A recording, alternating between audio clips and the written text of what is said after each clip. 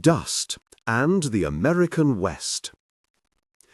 Images of deserts in the United States show dusty, barren landscapes, but the land may not always have been this way.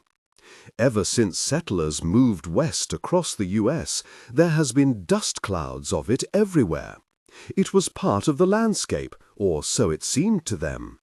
But there were no records of the landscape of the West until the settlers arrived. Now evidence is starting to emerge which suggests that before the settlers there was very little dust. B.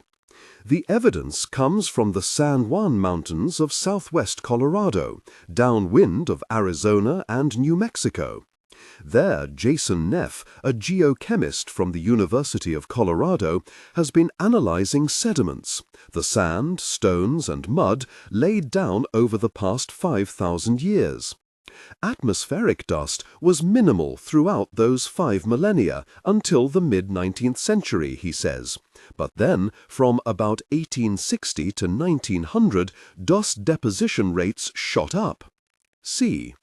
This is surprising because usually dry means dusty, and the American West has almost always been dry, often drier than today.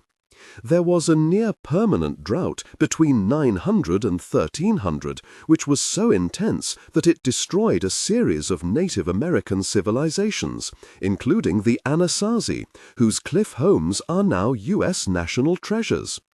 Yet the evidence from the San Juan Lakes is that it was not dusty. Even as their civilization was collapsing, the Anasazi seemed to have protected their soils from erosion. D.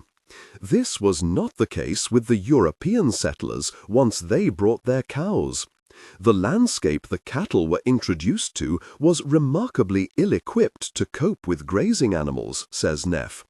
Unlike most other parts of the U.S., there were few grazers in the American Southwest until the Europeans came. No bison and few antelope or deer. E. In the Great Plains to the east and north, bison roamed in vast herds. Their regular grazing had created tough grass, while the herds manured the soil. In the southwest, the land had few defenses against a sudden invasion of millions of livestock, whose teeth stripped the grass and whose hooves punctured the hard crust of desert soils that protected them from the wind. The invasion was sudden, funded by a bubble of speculative investment, much of it from Britain.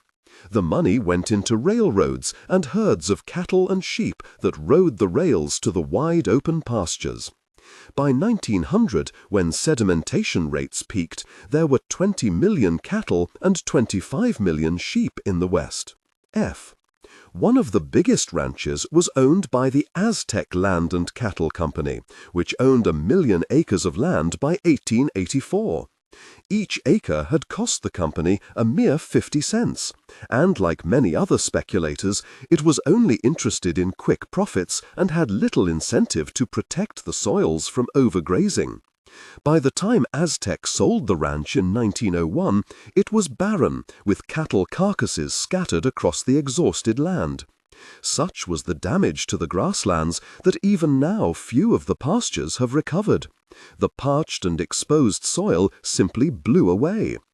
The 1862 Homestead Act was passed in order to encourage the populating of the West. Any family willing to make the journey was entitled to claim 160 acres and farm it. Yet by the time people moved west in large numbers, the cattle companies had taken most of the land and surrounded it with barbed wire. The water sources were therefore cut off and were aggressively guarded.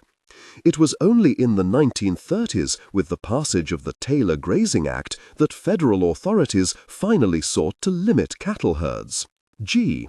Soil scientists have known for a while about the importance of the hard crust that forms on arid soils. These crusts can survive winds of up to 100 miles an hour, but cattle hooves break the crust, says Jane Belknap, a soil ecologist at the U.S. Geological Survey, Utah. The scale of the dust clouds created by the livestock invasion has until now been largely unknown. When Neff first discovered dust in Colorado lake sediments laid down in the 19th century, he was initially unsure where it came from. Maybe it had crossed the Pacific from China's Gobi Desert. H. But after investigating the size and chemical composition of the dust, Neff was clear that it mostly came from the American Southwest, mainly Arizona and New Mexico. Now, with the soil crusts gone, dust clouds still head north and are having significant ecological effects in the Colorado mountains. They carry nutrients with them into areas which previously evolved and survived without them. But perhaps the most dramatic impact of the dust has been on snowfields in the Rocky Mountain Range. Even a thin sprinkling of dark material means snow absorbs more solar radiation, meaning that snowmelt occurs far more rapidly during springtime. The impact on the ski tourism industry is obvious. I.